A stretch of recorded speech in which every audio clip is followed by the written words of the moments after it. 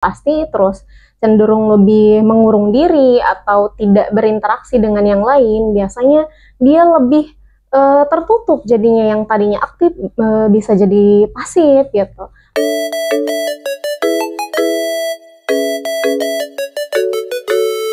Halo teman-teman, selamat datang di Belajar Bareng-Bareng. Hari ini kita akan membahas masalah yang sangat penting loh, yaitu mengenai bullying di sekolah. Apa sih bullying itu? Kenapa kita harus tahu dan peduli? Yuk kita bahas bareng-bareng. Teman-teman, bullying itu adalah tindakan yang menyakiti orang lain, baik secara fisik, verbal, maupun lewat sosial media. Misal, mengejek teman, menyebarkan gosip, dan memukul. Nah, hari ini aku nggak sendirian loh. Aku kedatangan seorang teman yang sangat keren. Kita sambut Kak Siska, narasumber yang keren yang bakal kasih tahu kita tentang bullying. Selamat datang Kak Siska. Oke, silakan perkenalkan diri dulu ya Kak. Okay. Halo teman-teman semuanya, saya Siska Dwiliani, saya guru bimbingan konseling yang ngajar di SMA Negeri di Karawang kebetulan.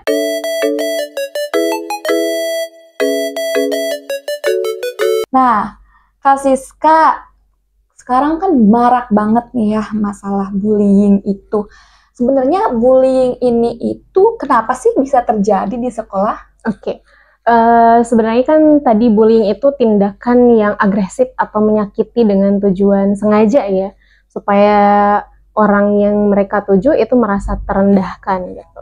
Kenapa bisa bullying terjadi di sekolah? Karena biasanya ada beberapa anak atau oknum lah, kita panggil oknum, dia ingin merasa lebih kuat di antara yang lainnya. Dia pengen terlihat lebih berkuasa, lebih kuat, dan lebih mendominasi dibanding teman-temannya yang lain. Dan ketika dia menemukan subjek atau misalnya target yang menurut dia kayaknya bisa deh saya mendominasi mereka yang terlihat lebih lemah dari dia akan melancarkan aksinya supaya target itu merasa tertekan. Iya. Kalau gitu gimana cara kita tahu kalau teman kita itu sedang dibully?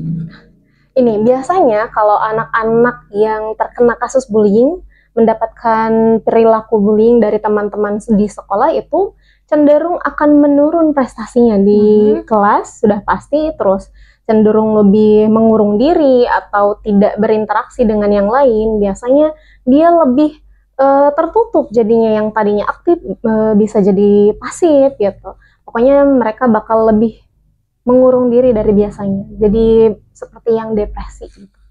Nah, kalau misal nih Kak, kita lihat teman kita jadi korban bullying, apa sih yang harus kita lakukan sebagai teman?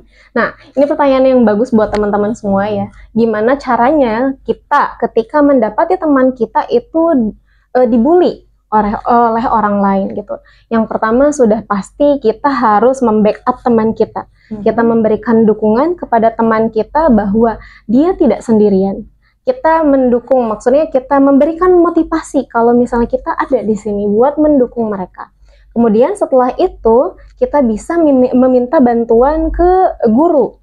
Guru di sekolah, sudah pasti kan di sekolah ada guru bimbingan konseling. Nah, maka memintalah bantuan kepada guru bimbingan konseling karena yang lebih paham gitu ya. Jadi teman-teman atau kita semua sebagai temannya melakukan bimbingan atau misalnya meminta bantuan kepada guru konseling supaya bisa ditindaklanjuti. Wah, tips yang bagus ya Kak. Teman-teman, yuk kita berani bilang stop bullying.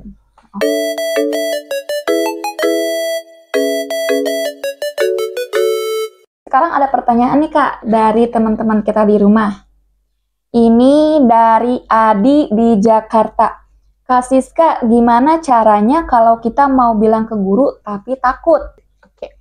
Ketika kamu menjadi korban bullying atau perundungan di sekolah, jangan takut. Jangan takut untuk speak up. Yang kamu harus lakukan ya kamu mencoba untuk bilang aja ke guru bimbingan konseling kamu.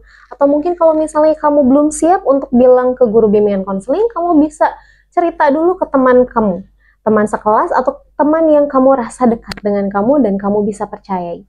Ceritakan apa yang kamu alami selama mendapatkan perundungan tersebut. Setelah itu teman kamu bisa menceritakannya kepada guru bimbingan konseling gitu. Setelah mendapatkan rujukan dari teman, kemudian bertemu dengan guru bimbingan konseling, kamu konsultasi, dari situ guru bimbingan konseling bisa lanjutkan apakah bisa ditindaklanjuti oleh sekolah atau mungkin harus dirujuk. Tapi jangan takut untuk speak up. Karena dengan speak up, kamu bisa menyelamatkan diri kamu dan kamu juga bisa membantu teman-teman kamu yang lain yang mungkin mengalami hal yang serupa. Wah, keren banget Kak jawabannya. Nah, teman-teman jangan pernah takut ya untuk mencari bantuan masalah bullying di sekolah.